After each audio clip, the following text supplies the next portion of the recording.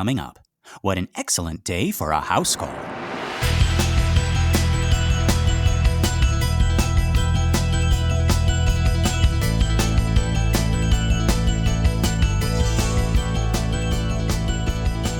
Well, howdy folks, and welcome to Minute 84 of the Exorcist Minute, a show where we endeavor to examine, extrapolate, and excavate The Exorcist, minute by terrifying minute. My name is Lester Ryan Clark. And I'm Kynan Diaz. And we'll be your holy guides on this journey through what some have called the scariest movie of all time. Okay, so our minute begins with Chris saying, "You could do it yourself." And then ends with Karl saying, "It won't nose drops." Try that one more time. No, I was doing that on purpose. What he actually says is, "It wants no straps." But I had to listen to that 3 or 4 times and put the subtitles on. Oh, Karl, you've been in this country for how many years? I have never had to say these words in that order before. That is, yeah. There has never been a situation where it has wanted no straps. Exactly. I thought he was saying mouse traps, like the rat traps or something. It wants mouse traps. Yeah, I was like, it is mouse traps. Yes. Oh, back to like the rats in the attic thing. Yeah, exactly. So what is it? Yeah, so I had to go back several times and interesting. Have it translated. Madam Reagan wants the popular Parker Brothers game Mousetrap. She saw the commercial and she is pitching a fit in there. It's Mousetrap. Captain Howdy's just fascinated by this game that is not a game. This game that doesn't do anything. You set it up. You don't play it. You just activate the little what's it called, Rube Goldberg machine, and watch it play out once, and then you're done. And then you lose the pieces, and you never play it again. I've never played it. I think my parents probably saw the commercial. Were like, well, that's just going to get everywhere. Yeah. Yeah, we had it. We never played it. We built it. We activated it. I think it was once. We lost one piece, and then we never played it again. That's the problem with the Rube Goldberg device. Mm-hmm. Yep. You need every single piece. You need every single piece, yeah. Well, anyways, so he's not playing Mousetrap, Karl. No, he's talking about the demon straps, I suppose. Yes, the demon wants, yeah. Wonderful way to start this minute. Nice to meet you, Karl. This is Father Karras. Yeah. So if you haven't watched the movie recently, we get like a sort of a point of view. Oh, that's at the end of the thing. Anyway, we're jumping to the end of the minute. Sorry, right. I don't know if we need to, but we get this sort of point of view of Karras as he's looking at Karl, and Karl doesn't say anything. He doesn't say hello. Yeah. I am Karl. I run the household. He just says, "Is one of the rabbits." Karras is like, what? He turns to Chris. So this is your problem, right? This is the thing I came for? Is this your daughter? Yes.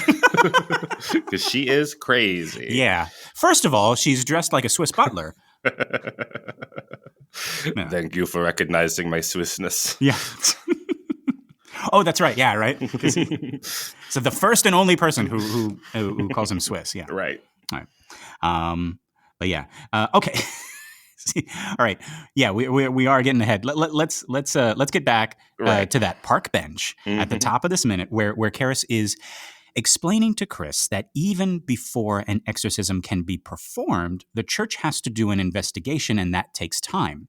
And he continues. He's saying, "Meanwhile, your daughter," but here Chris interrupts him in an unusually heartbreaking way. I don't know why it got to me, except it just seems so childlike. It's as if Chris is a child trying to reason with an adult, like during a tragedy.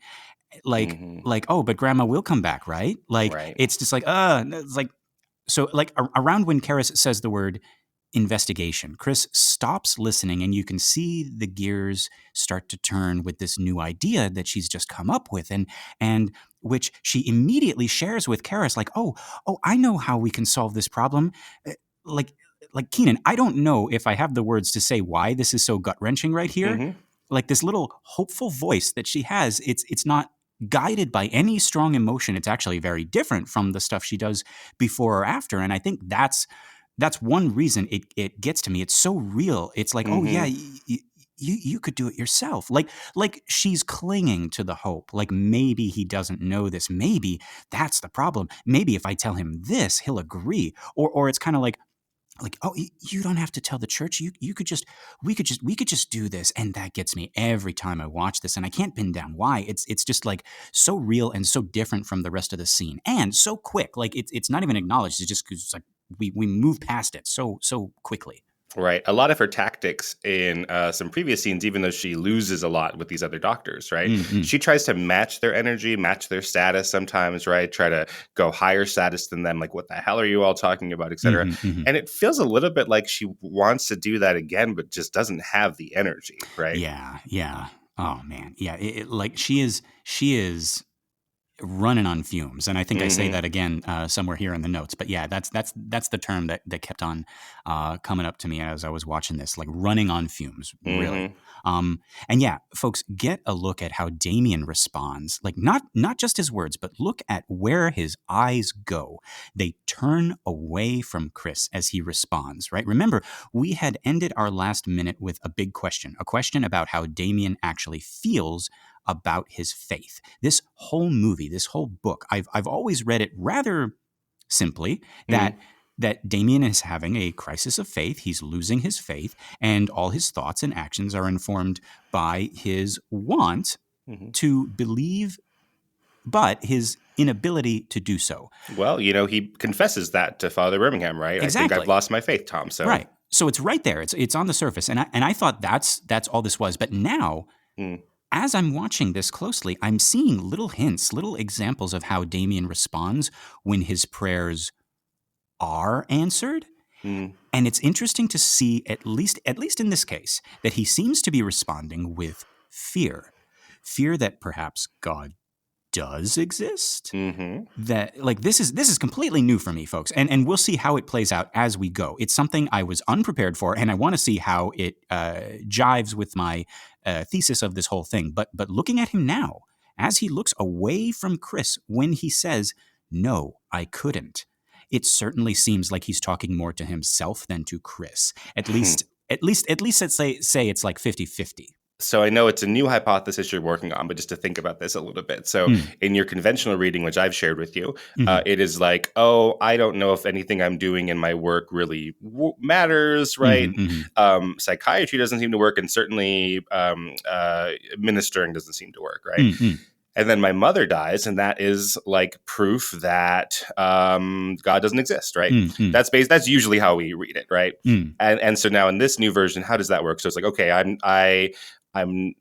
I might be realizing that God does exist, and so then he creates this world and sets these things in motions where my mother dies alone in the hospital, right? So if God does exist, that's even worse in some ways than if God does exist or doesn't exist, right? Yes. That's very interesting. Yeah, because there's not only that, but then there's the fact that he has to answer for the part that he played in his mother dying, right? Oh, right.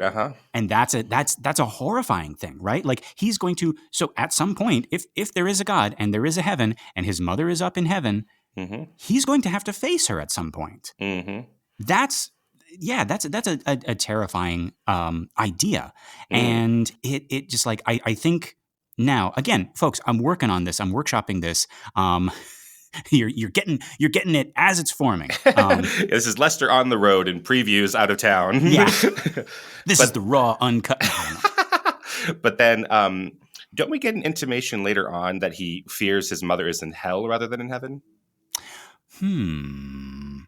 Are we talking about like the mother, demon, the mother sucking, or your mother is in here with us and all that stuff? Yeah, I think beyond just your mother sucks cocks in hell is, I think, clearly just a taunt, like your mother smells of elderberries and your what was it? Your father was a hamster. Yeah.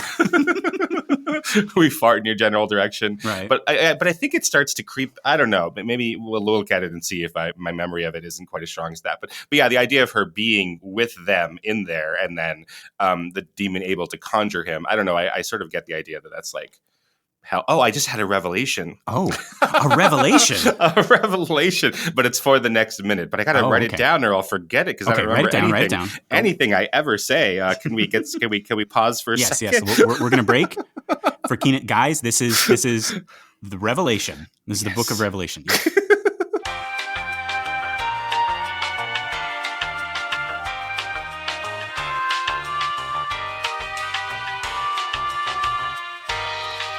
All right, we're back. And we're back. All right. And I think to I guess put a pin in that and then answer your question here, Kynan.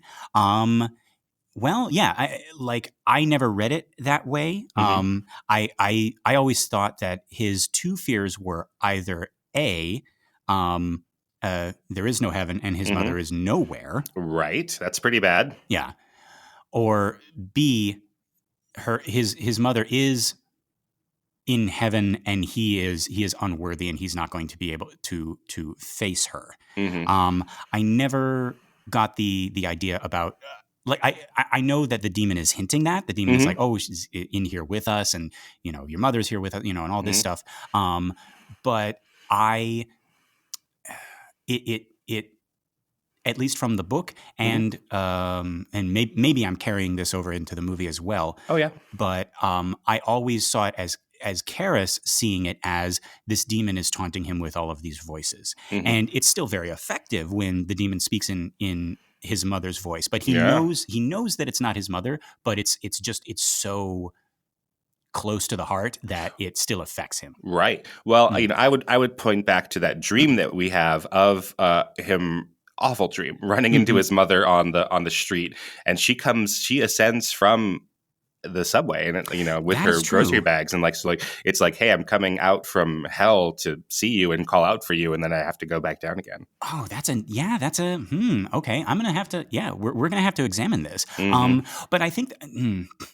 There's another. Yeah, we're getting ahead here, folks, and I don't want to. But I want to also. There is something about, I believe, Catholic doctrine that is answered in that deleted scene, with the two priests on the steps, right?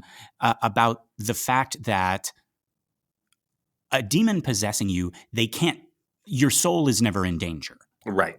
And that's a big thing that I think a lot of people miss when they watch this. They think that if the priests lose, then Reagan is going to go to hell. Right. But that's never according to Catholic doctrine. And I could be wrong, but I don't think that is the case. I don't think the demon can actually get your soul. Right. Well, she's not going to go to hell, but she's not going to heaven because she is not baptized and is not accepted. Well, there you go. Yeah. So she's an unbaptized child, and so she'll just go to purgatory. Don't worry about it.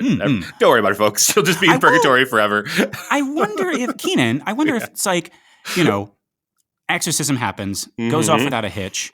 Chris is standing there. It's like, well, Father, now that you're here, do you have a 2-for-1? I mean, you got the holy water. You got it's sort of. It's it doesn't really have holy water. You got to only by email. Only by email. We got to set up an appointment. She's literally on her laptop. She's like, oh my God, I can't believe it. It's like, you're literally right here. I can't just ask you to do it. It's like, no, it has to go through the church website. We need to have a schedule. There's a room. We had to book a room. Right. They're just sitting across from each other on that little, coffee table. And then Father Marin's like, it's like, oh, I just got a notification and accept. All right. And I was like, and just PayPal or exactly. Venmo. She's like, all right, let's baptize. She's like, do you take PayPal or Venmo? He's like, we only take Zelle. Zelle? What the hell is? It's another app. I have to download another app. 88 apps. God damn it.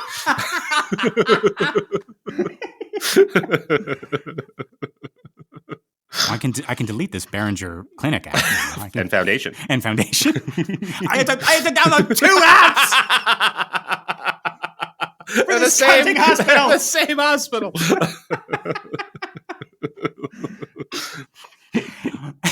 And at the end, Marin's just like, while you're here, if you could just leave a 5-star.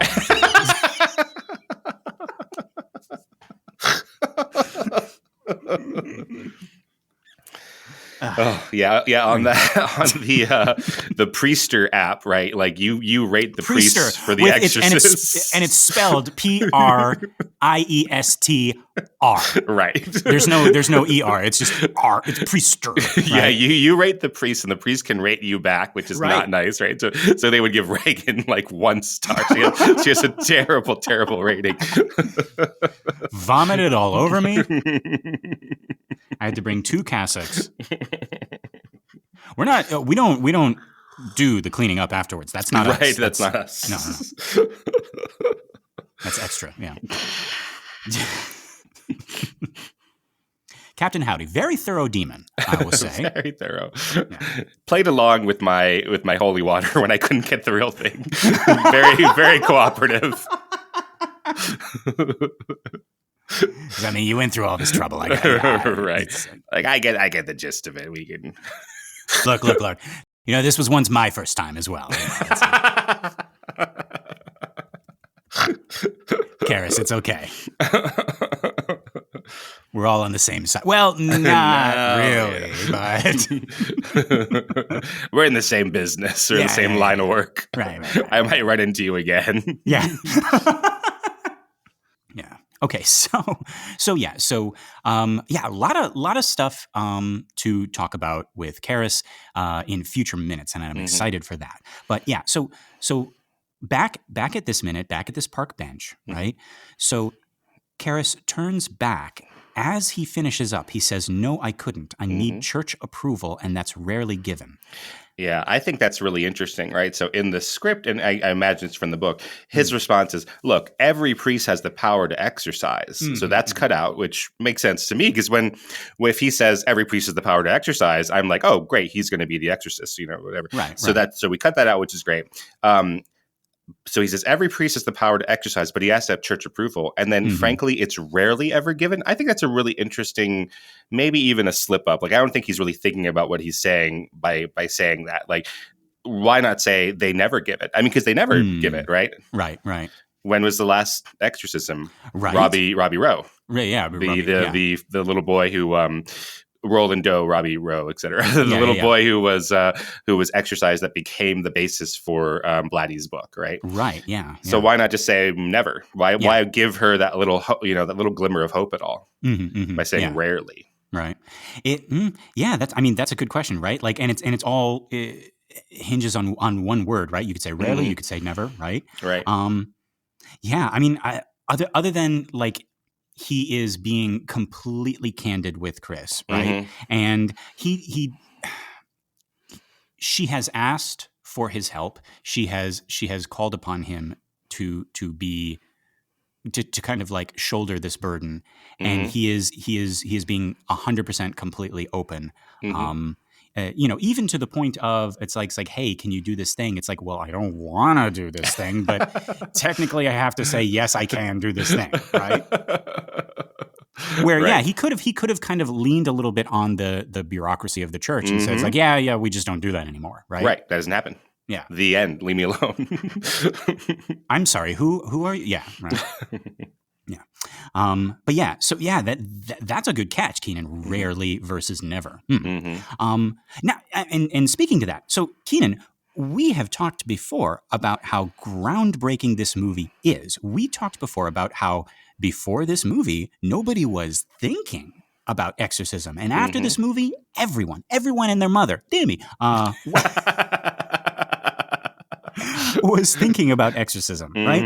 It was the most unique horror film of its time. And Kynan, I think it still is, because now, amongst the spew of exorcist movies about demons and priests and possessions and all that stuff. The Pope's got an exorcist nowadays. Now we got a Pope's exorcist, right?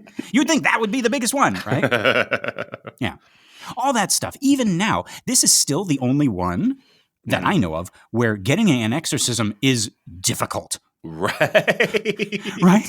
This is the only movie I know of where an atheist has to convince a priest that they need to do an exorcism. And this is the only movie amidst the hundreds of movies it has spawned to feature the bureaucracy of the church in this way. That's really interesting. Yeah, because we're gonna get into the bureaucracy and like the everyday priestness in a couple of minutes. Well, I don't know, like 10 minutes, I suppose. Yeah. Yeah, that's really, really super a good point there. So like the bureaucracy, like, you know, I don't know when we started hearing about this. I suppose when like you know, I remember as a kid like hearing about when Pope John Paul II died, and like everyone was like, well, he needs to be a saint, like right away. Like this was a man who really, really lived the life of Christ and like very publicly forgave the man who shot him. Right. And you know, and just like he's going to be a saint. But then people were like, oh, it's actually like a 10-year waiting period. And they have to we need to verify miracles that have happened. And there are people who, I don't know if you know this actually, Lester, like there are people who are, you know, when they're trying to get, say, Pope John Paul II or Mother Teresa beatified, I think is the word, to be sainted. Oh, beatified or maybe canonized? Canonized, yeah. I don't know, one of those. Like there or are neither people, of those. We don't know. Yeah, there are people, there are advocates like who will go to people's bedsides and be like, hey, you should be praying to Mother Teresa. And then if they're cured by this, then that is a verified miracle from Mother Teresa. So like that is there are people who, because they want to canonize or beatify these people, you know, and through the bureaucracy, they want to prove it as quickly as possible. So they actually will like advocate for their saint and, you know, their saint in waiting, and go and like try to get that on the books as soon as possible.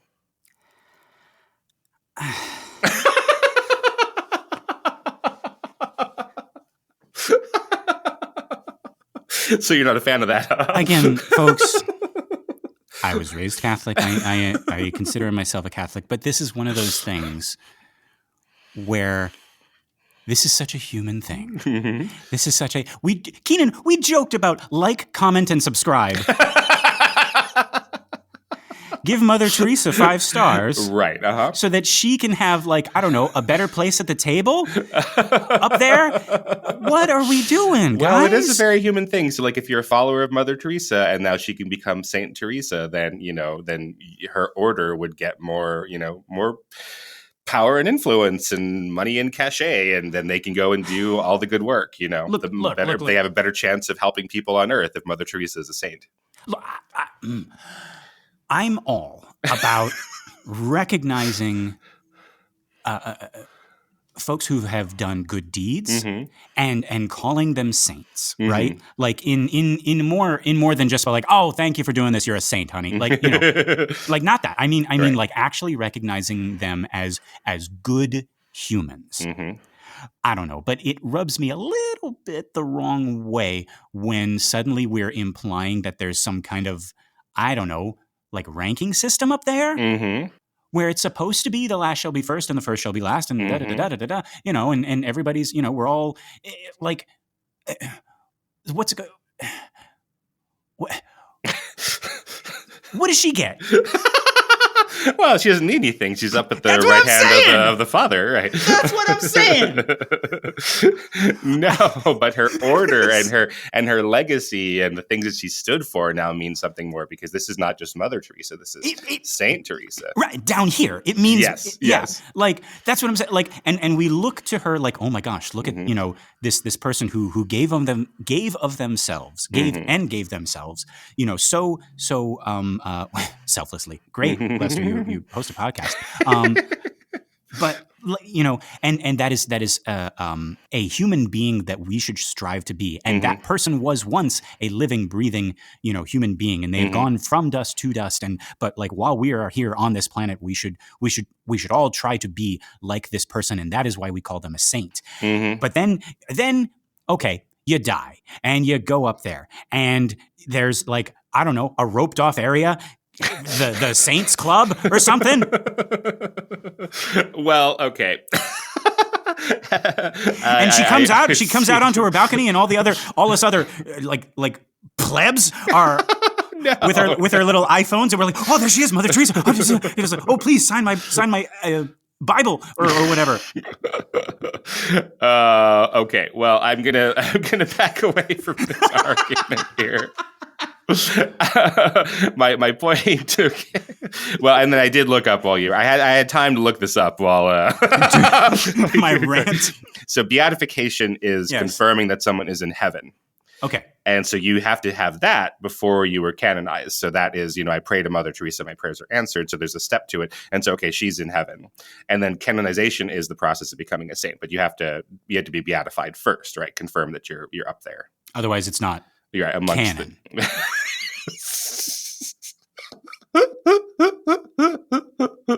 But anyways, that's part. Let me get back to The Exorcist here before you get us in trouble or something. I don't know what's going on.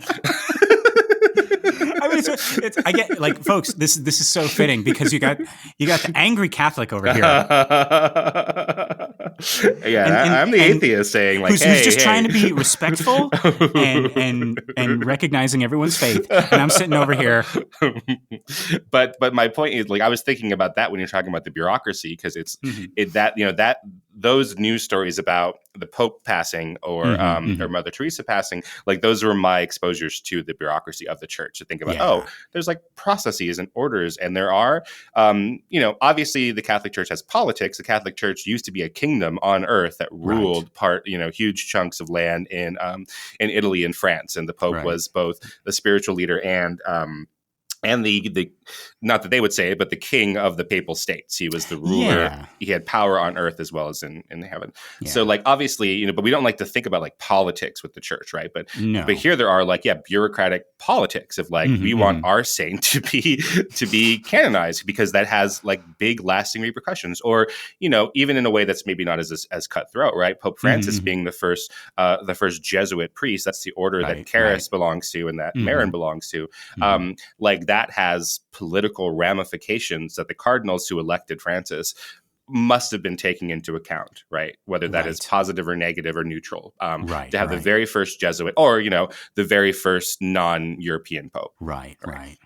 And then Pope Francis gets in there and he starts saying things about inclusion and all the cardinals are like, just never again. We're not getting a Jesuit in here. Right. There is again, I don't have any firsthand knowledge of what the cardinals are thinking, but the speculation I've read is that after Francis, there's like two directions, like to go back and find someone who's like Pope Benedict, who is rather conservative, or to go continue on Francis's line, but then to also maybe a compromised candidate who would be like, people criticize in America, like identity politics of finding a pope from Africa or Asia, which are, where the growth in the Catholic Church is now. Like the Catholics are losing population in North America and Europe. Or I guess throughout entire Western Hemisphere, but we can get an African priest who's also conservative. That might be this consensus candidate. Yeah. And they think about this all the time. So, I mean, there's actual politics involved there. So when you're talking about like, the bureaucracy of this, that's potentially like a subject that we're about to see. That had not occurred to me until you're talking about it. But like, we often think about a lot of the really important films of the 70s being about like 1970s political paranoia, like the failure of systems. That's what The French Connection is about. All the President's Men, like these forces beyond people's control. In that case, like Watergate, that are affecting people. Chinatown is about that. More The Godfather 2 is about that than The Godfather 1, right? About like people controlling. That's about the Cuban Revolution, right? And how the Cuban Revolution is partially caused by the Corleones, right? And like things behind the scenes you hadn't thought about that people are pulling the strings like on you, right? Yeah, so I hadn't really thought about that. The Exorcist fitting in with that, but with Chris versus the bureaucracy, that certainly makes sense there. One for the Cuckoo's Nest, right? About like institutions failing people. And interestingly, we've already sort of had a shade of like systems failing, Chris, when we're talking about the Clinic and Foundation. Yeah, I don't know why I didn't really think about that as fitting in with those movies. But yeah, well, I guess because maybe we're going into this movie knowing that it's gonna fail already. I guess so. Yeah. Uh-huh. Right. And we're just kind of like waiting for everybody else in the movie to catch up and like realize that these doctors don't know nothing. So like you're saying, like a lot of the other the followers of the Exorcist, the Pope's exorcists, etc. Right, it's not about the atheists trying to convince the Catholic Church to get rid of its red tape. Right, it's really easy to get these exorcists off the ground. Right. It's almost like Chris is in the wrong movie. She needs to be in one of these new movies where it's like the first sign of trouble, like we hear noises in the attic and boom, Father Merrin is at the door, right? Mrs. McNeil, I'm here to see your daughter. What? We just got rats in the attic, right? Cut to a close-up of Father Merrin as he looks inward. Rats in the attic. Still using that trick, eh, old friend? Right. And he just comes in before they even know that there's a demon he's exorcising. They're like, well, that was very strange. Thanks for exorcising the rats or whatever you did. Thanks for blessing the rats. How did you do it? Like from rats to like the bed shaking? We didn't even, the bed hasn't even started shaking yet. Like what? Yeah. But yeah, like nowadays you can't sneeze without someone suggesting exorcism. Bless you. Yeah, but it's like the first thing they turn to. The priests definitely do not keep it in the closet as an embarrassment today, right? It's almost become like and I'm talking about movies, people, right? But like it's almost become like the only thing they do, right? You see a Catholic priest in a horror movie, right? That's what this is. That's what's going on, right? So now the question is not like, when did exorcists and exorcism enter the public consciousness? It's when did exorcists become ghostbusters? Ghostbusters? Yeah. Do you think it's after Ghostbusters, maybe? Like, that's a catchy song, first of all. A catchy song that we can't hum at all. Why? Because we get sued, you think? Yeah. Oh. We could do our you know. All I'm saying, Kynan, is that here in Georgetown, there's something strange in this neighborhood. Who are you going to call? The Exorcist. Ba ba ba ba ba ba ba. There we go. Is that close enough without getting us sued? It would be. Oh yeah, that's good. Those are two different. I was trying to delete notes, and you're adding notes. I think that's a good combo. We got it. You mash up Tubular Bells and the Ghostbusters theme, right? And there we have perfect place for Pazuzu. We got just take out Slimer, and he's just at the buffet table. He's like, blah, blah, blah, blah, right? Oh yeah, Slimer became so popular. He's a bad guy in this movie. He slimes him. He slimes Ray. Oh no, he slimes. Oh god, we're gonna get so many emails. He slimes Peter. No, Peter. No. Yeah, he slimes Peter Venkman. Yes. Yes. Oh, God. Right? He slimed me. Yeah. Phew. Bill Murray. Yes. He slimes Bill Murray. Right. Right, but he's a bad guy, and then he becomes like the like they do to Iago in the Aladdin sequels. We love him so much. He just has to be our little buddy from now on. See, folks, this is what I'm saying. You take a supernatural, maybe not horror, but like supernatural adventure or a supernatural comedy like Beetlejuice, and you make the bad guy into this goofy, mischievous little guy, and there you go. Now you can package it and sell it to kids. Guys, Captain Howdy is made for this. The next Beetlejuice cartoon, this generation's Beetlejuice cartoon. I'm telling you, right? Him and Reagan. 1950 or a 50-year-old character. That's what the kids really want. That nobody knows about, right? But that's the joke, is that like he's a boomer, and he's a boomer demon, and he's trying to like get in with the. No, we decided he's a kid, right? Like with his little backwards hat and all that. Well, he's trying. Yeah, he's trying. Yeah. Aw, Captain Howdy, that's just sad. Come on. Well, it sounds like age discrimination. What this is. Yeah. I don't look a day over 3005. Yeah. Anyway. Yeah. But yeah. Yeah. So now Chris's response to this, right? So he said he needs approval from the church, and that's rarely given. And her response, again, is this beautiful, pitiful bit of acting. Chris makes this noise like she's trying to say, well, but it comes out halfway between that and like a sigh and a sob. Right. And she's been holding a handkerchief, and now she brings it back up to her face again, and behind that you can kind of see her rallying again, thinking how she's going to go on. She hasn't given up. And after a second, she brings the handkerchief back down and she asks, "Could you see her?" Again, Damien turns away as he says, "Yes, I could," and only turns back on the word psychiatrist. I could see her as a psychiatrist, right? Again, I'm making note of this on this watch through of Karras's turning away from things, from painful truths or scary truths, right? Of like, you could do this, you could be the hero. No, I can't, right?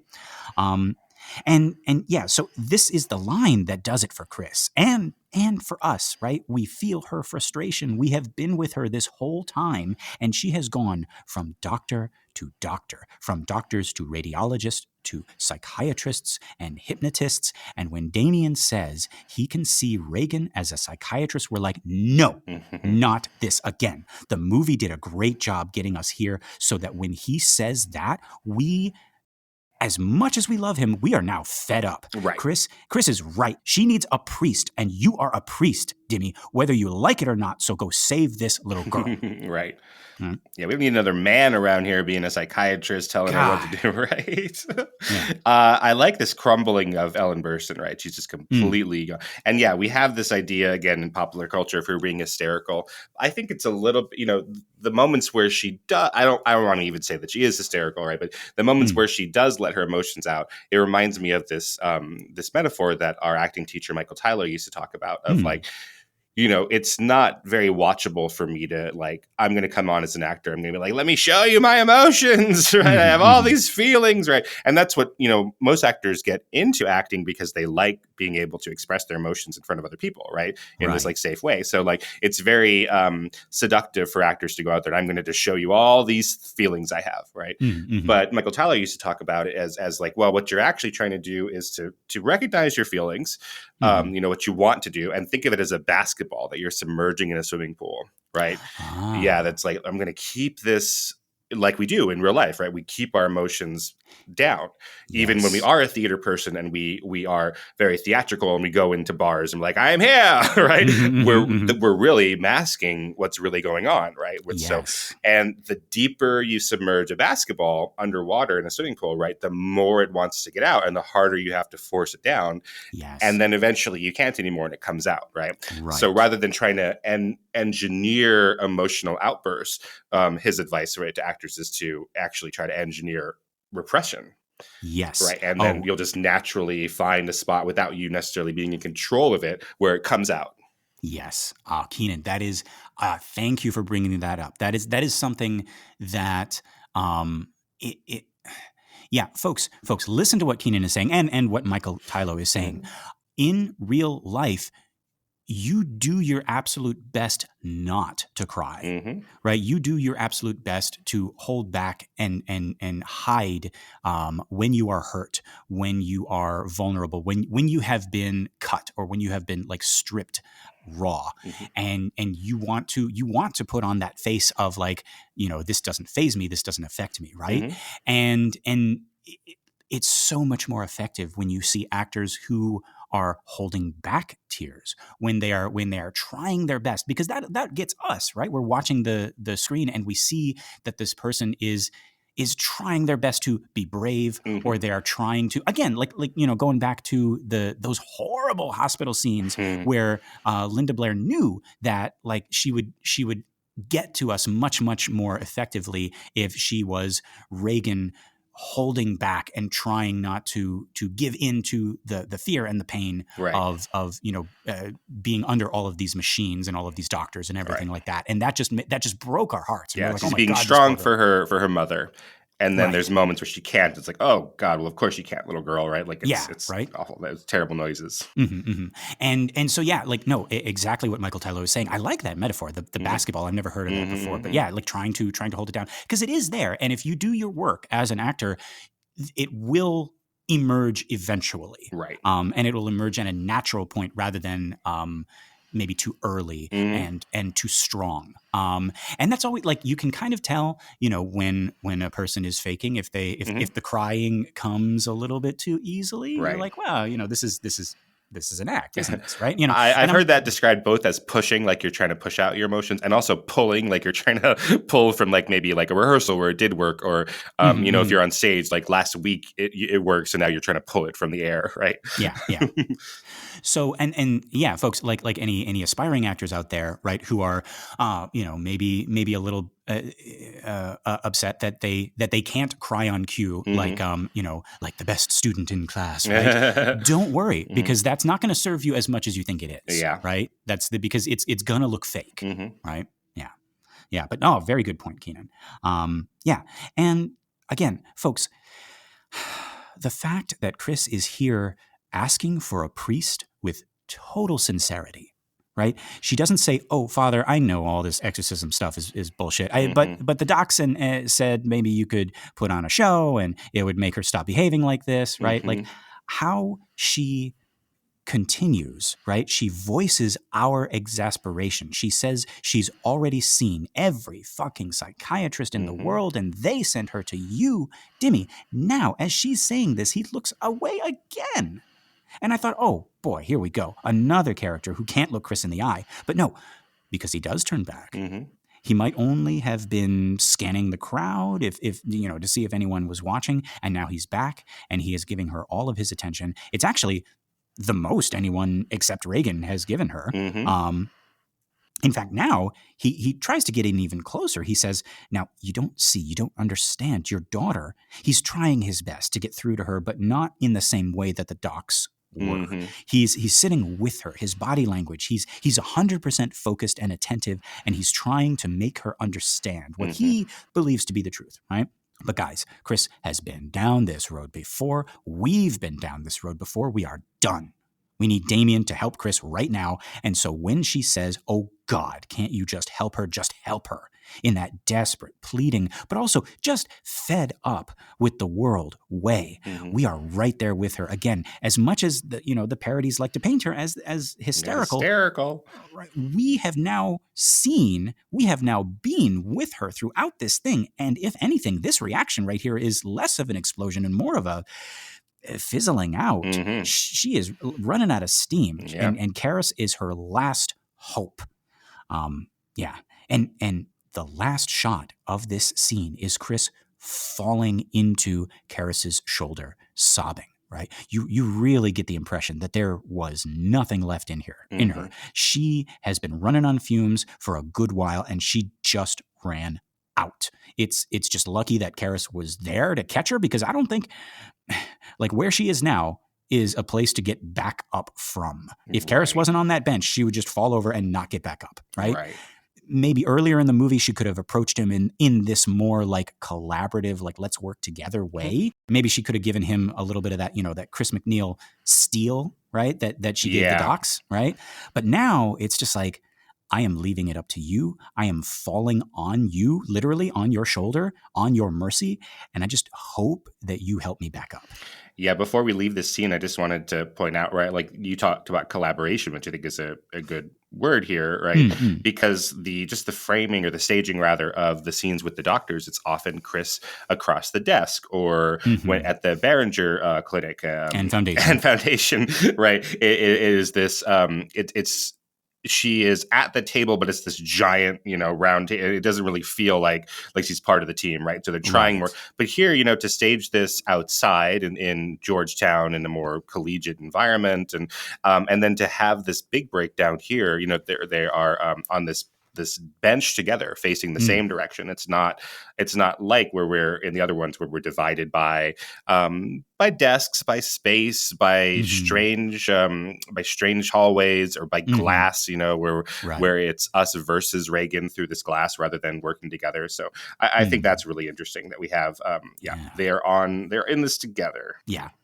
Or like even with the previous psychiatrist that we had, right, where it is a psychiatrist versus Reagan in the throne, and Chris is in the corner, right, and everyone is sort of afraid to even be there, and they're everything is like tense, right? And here, like, yes, there's a different kind of tension, but at least we're all facing the same direction, and we're with each other.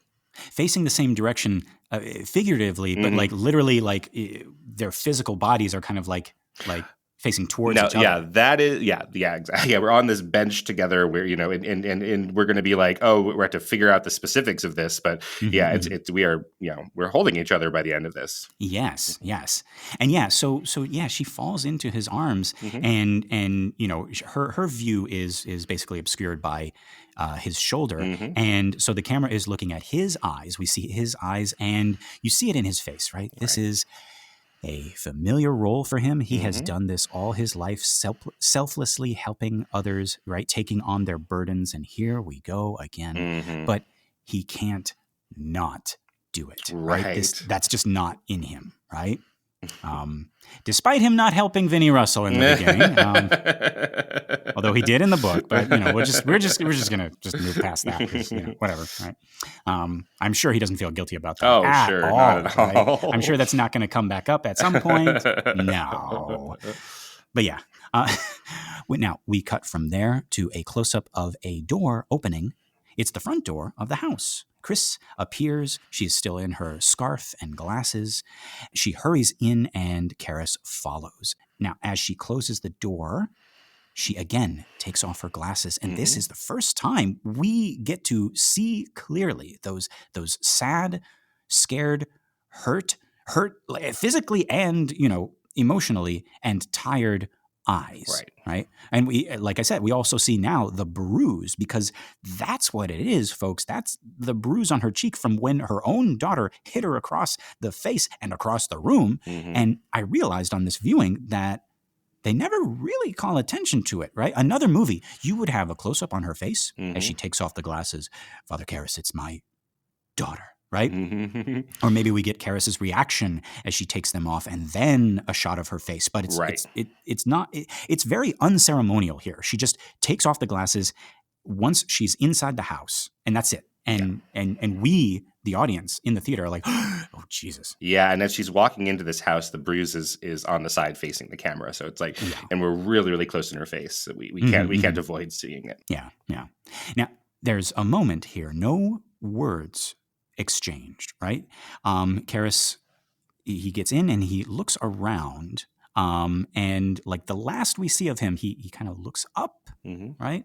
And so Chris moves past him, and we move in really close as she looks up, right? She looks up at what? Now, ever since we entered the house, we can hear it, this eerie, asphyxiated breathing, right? Just hearing it makes you feel like you're having trouble breathing, right? Like, not only that, but it's got this inhuman quality to it. I mean, obviously, inhuman, yeah.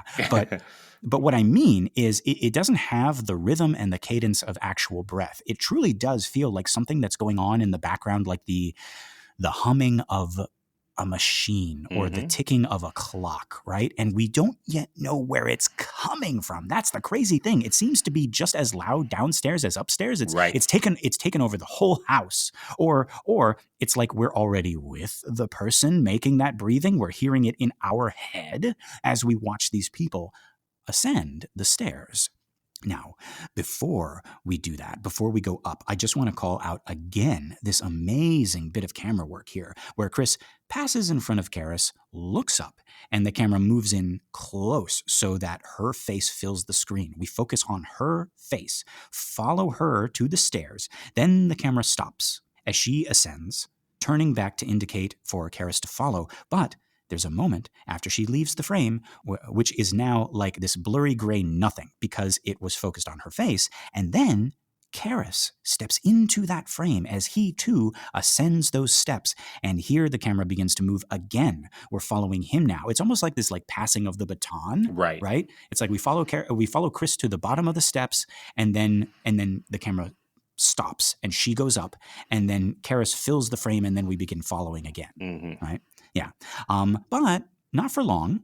As we cut here, and now we are upstairs. We are, in fact, down the hall and right outside Reagan's room, peering down the banister at these two people coming up the stairs, right?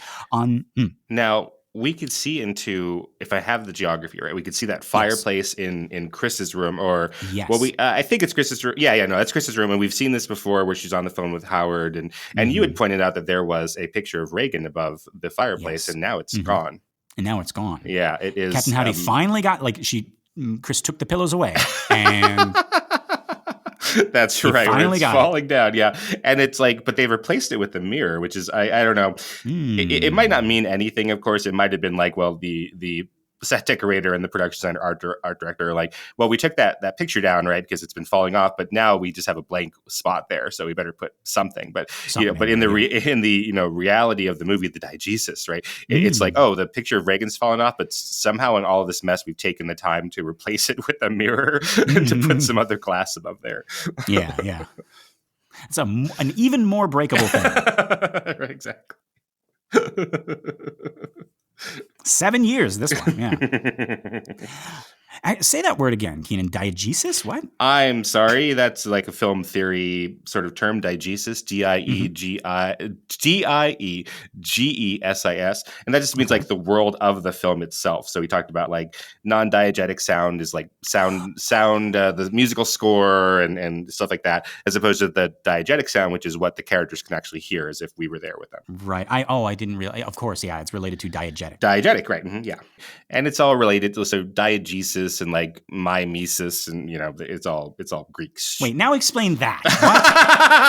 What? You've heard of it as MIMESIS probably, which is like the That's how Gollum says mimes.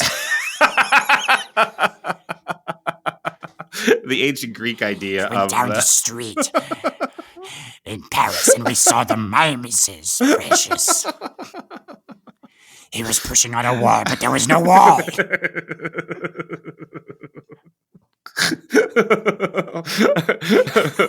He took our ring and he made it disappear. We want it. That's so silly. It's the mimesis, precious. Okay, sorry. Well, it's okay. No, it's perfect. So, in mimesis or mimesis, that's like the imitation of life, of the idea that art imitates life, and what we're trying to reproduce there. So these are ancient, like Greek Aristotelian. I think actually that goes before. I think it's Plato. Now describe Aristotelian. No, I'm just kidding.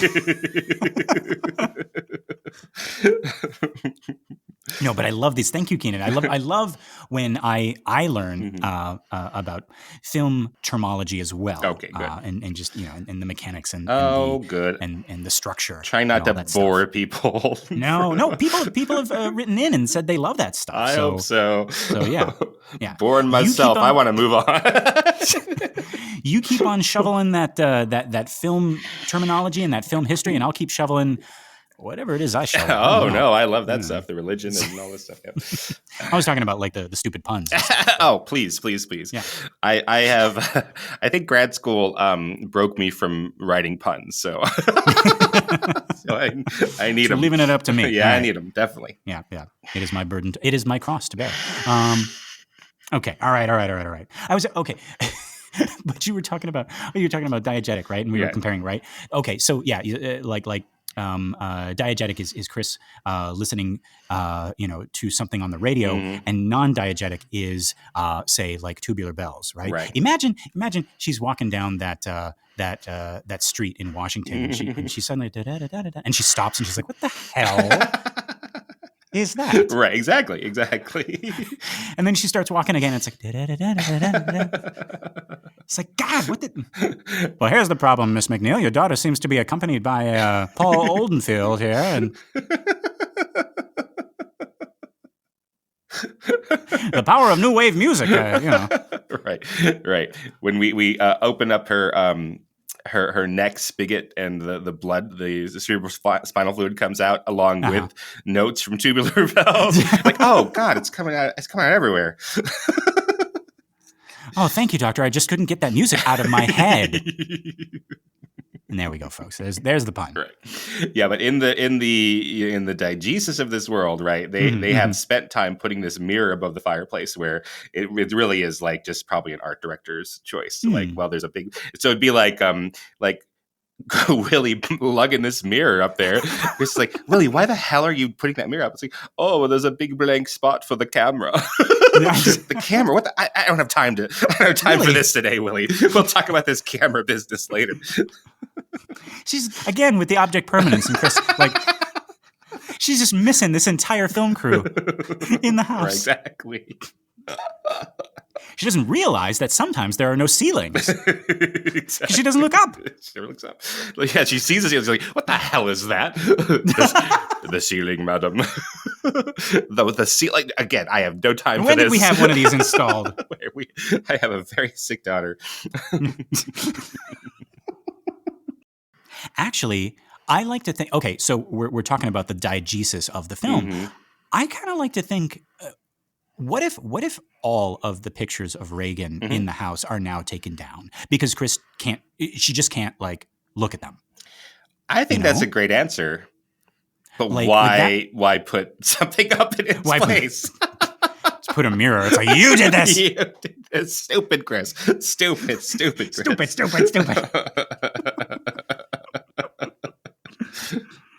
I gotta focus on my next role. I can't be thinking about my sick daughter. It's like, okay, all right, Father Karras, it's my daughter. I have to. Couldn't you just help her? No. I don't know where I'm going with that. Yeah. That's not an act. We just talked about how that's not an act. She's like, and see.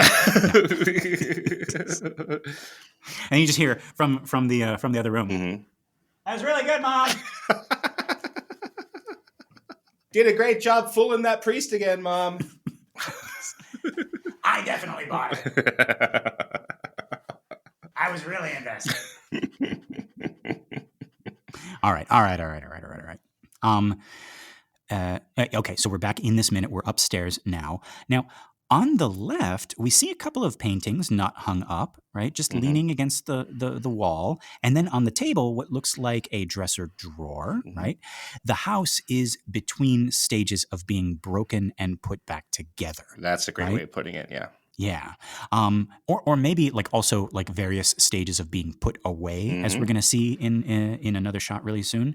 And we get another muffled crash as we cut now to over Chris's shoulder. We see more disarray at the other end of the hall. We see something big and bulky. Not Karl. I'm talking about the thing under the tarp by the window. Right. And we can guess that that's the chest of drawers that attacked Chris in the previous scene. Yeah. And we see that Karl is coming down from the attic, right? He appears to be in the process of moving all of the broken or breakable furniture up there. So we are seeing now an explanation for the emptying of this place, folks, right? We talked before about how these same familiar spaces seem strange and alien the further into the movie we get. And now we can see sort of, an in-world, a diegetic.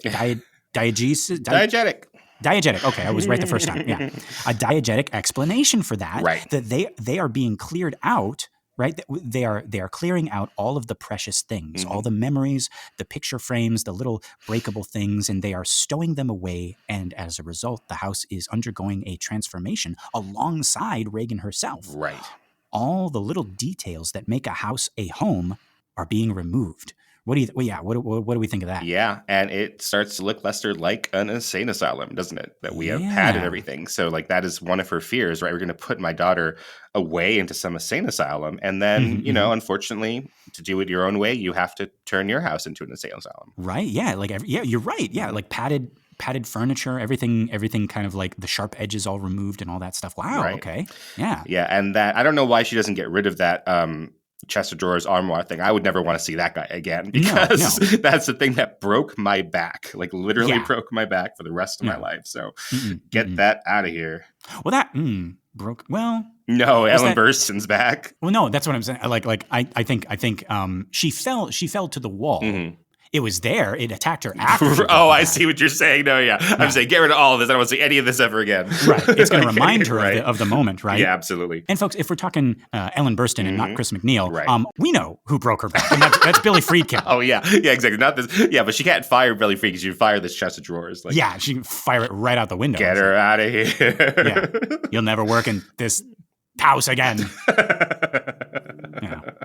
This is a Beauty and the Beast situation. She would change that thing back to its human form. Exactly. And then break its back. Yeah. Okay. Let's get back to the transformation of this house, right? Here. And, this is one of the most famous houses in cinema, right? So it is, as famous as like Xanadu from Citizen Kane or the Bates Motel and the Bates House, right? Or I think of Norma Desmond's house in Sunset Boulevard, right? Yeah. We get to know this house so well. So we've been spending a lot of time in this house. Again, people make layouts for this house and they analyze the architecture of it, even though it doesn't actually exist. And now we have this huge turning point where we say, like, okay, now it's going to look a certain way for the rest of the film. And so unlike Xanadu, the Bates Motel, etc., our very famous haunted house goes through a change. So we see it before and we see it afterwards. So we'll just try to keep an eye on that. Yeah, on all the stuff that is missing and all the little differences. Yes. Oh, wow. Yeah. Now, as we see, Karl is in the process of taking all of that stuff up to the attic. He grabs a lamp and he straightens up when he sees Madam has come up the stairs. He holds it in front of him almost defensively. And he says, as we cut to over his shoulder, "It wants no straps." What? Let me say that again, right? It was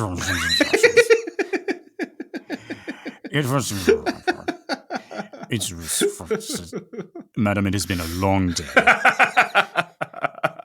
There's dust up there, and it has gotten into my pipes. Right.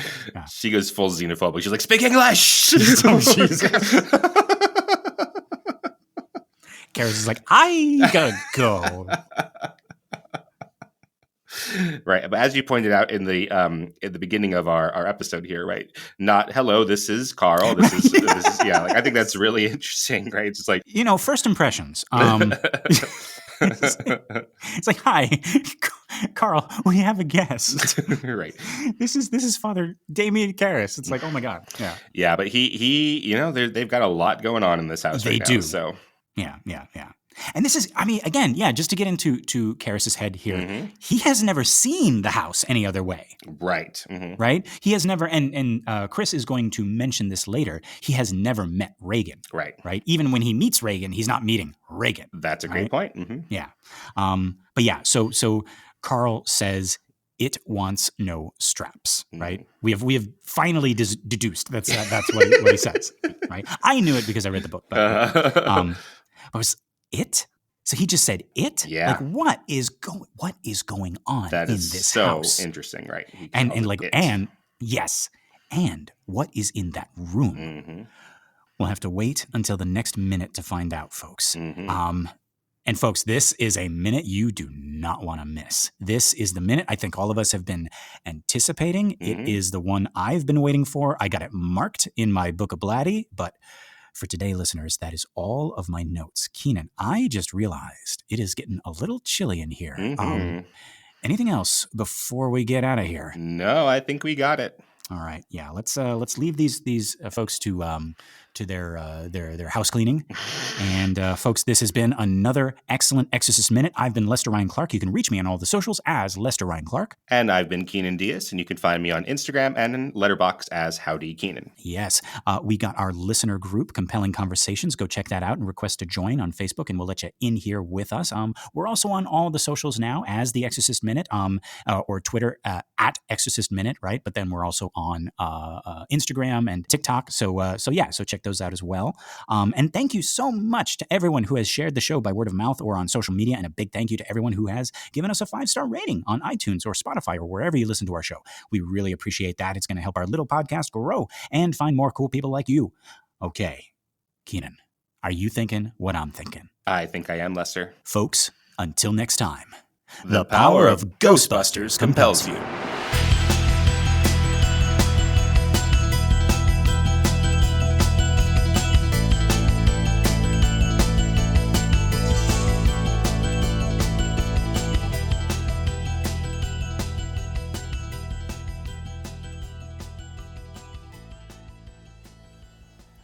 Right.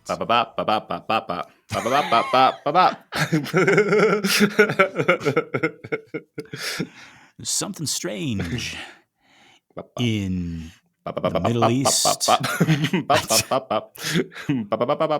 No, you keep going. Who are you going to call? Oh, I'm becoming. What's his name? Christopher. Wow. Wow. Oh, you gotta. What is? Who's gonna sue us first? I can't. Yeah, you just put that under all that. Got a shaking bed and a spinning head. Who are you gonna call? We can't say. They're litigious. You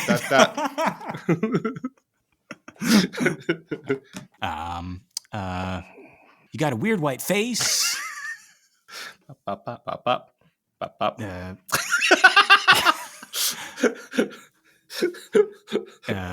Sneering on your range. Who are you gonna call? Those guys. I